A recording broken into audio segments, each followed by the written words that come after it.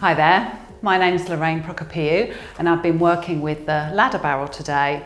I've actually been doing some filming with the Mbodies Training Academy and we've been using the Align Pilates Ladder Barrel 3 RC. Now the RC stands for rapid change, which is something I'm really excited about, and I'm going to show you that a bit later. But before that, I'm going to pop the foot plates in. One slot's here, just against these uprights, and then this one slots here.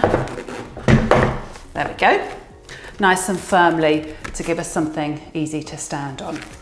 So I'm going to come up, pop my feet up against here, leaning the hip against the barrel, and just work some side bends.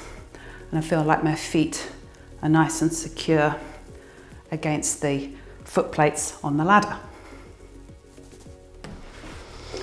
Now, here's the RC piece, so the rapid change. So I just flip up these two levers, and then I can slide the barrel a little closer or further away, depending on what you want to do.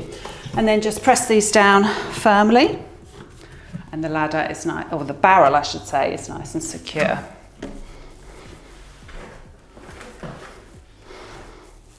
And then we can work some exercises here.